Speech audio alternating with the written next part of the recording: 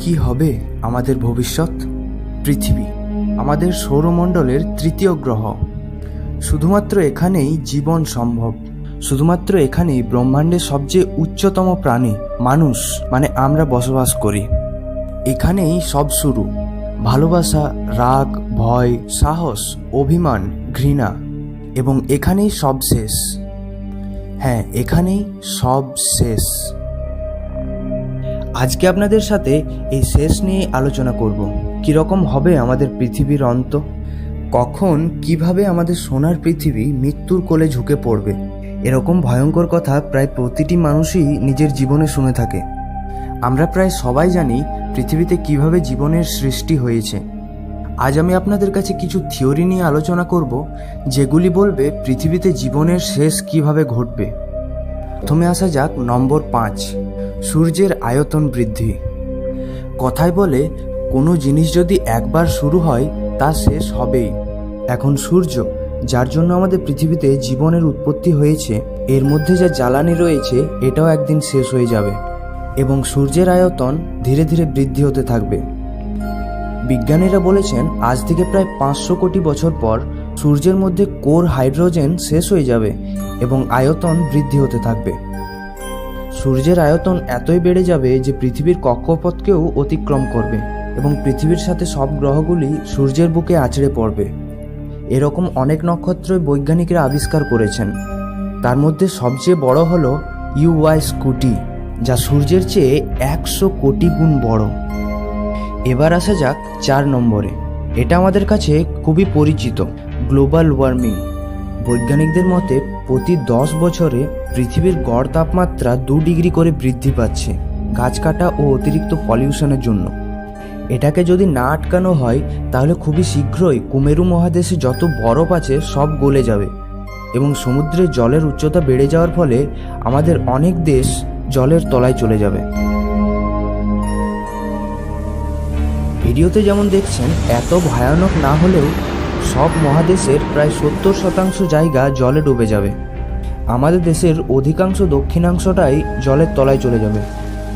থাকার জায়গা ও খাবারের অভাবের জন্য পৃথিবীর সব জীবের মৃত্যু ঘটবে। তখন শুধুমাত্র জলের প্রাণীরাই বেঁচে থাকবে, তাও ধীরে ধীরে 200 থেকে 300 বছরের মধ্যে সেগুলো মরে যাবে।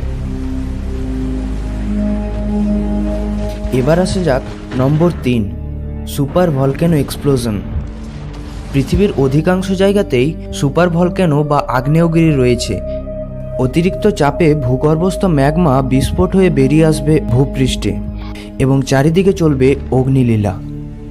1816 সালের এপ্রিল মাসে ইন্দোনেশিয়ার মাউন্ট তাম্বোরাতে একটা আগ্নেয় বিস্ফোট হয়েছিল। মাউন্ট তাম্বোরার আগের উচ্চতা ছিল 13,000 ফিট। বিস্ফোট হওয়ার পর তার উচ্চতা হয়ে দাঁড়ায় 9,000 ফিটে। এতে হাজার হাজার মানুষের মৃত্যু হয়। আগ্নেয়গিরির মুখ থেকে বিষাক্ত গ্যাস বের হয়ে বাতাসে মিশে যায় এবং বাতাস বিষাক্তময় হয়ে ওঠে। পরে প্রায় আরও 1 লক্ষ মানুষের মৃত্যু হয়। ভূবিজ্ঞানীরা বলে এর গর্ভে প্রায় 1000 ঘনমিটার ম্যাগমা ছিল, কিন্তু সুপার ভলক্যানোতে প্রায় 800 থেকে 900 ঘন কিলোমিটার ম্যাগমা থাকে। একটা সুপার ভলক্যানোর বিস্ফোটে পুরো পৃথিবী শেষ হয়ে যাবে। এরপর হচ্ছে নম্বর 2, সোলার ফ্লেয়ার্স। সূর্যে প্রায় সবসময় বিভিন্ন ধরনের ভয়ানক বিস্ফোরণ হতে থাকে। এই একটা বিস্ফোরণের ক্ষমতা প্রায় 1000টা হাইড্রোজেন বোমার সমান। এই বিস্ফোরণগুলির জন্য সোলার ফ্লেয়ার্স তৈরি হয়। সূর্য থেকে যা বিকিরণ হয়ে যায়, কখনো কখনো এগুলো পৃথিবীর সোজাও চলে আসে। পৃথিবীর চৌম্বক ক্ষেত্রের জন্য ভেতরের বায়ুমণ্ডলে তা ঢুকতে পারে না।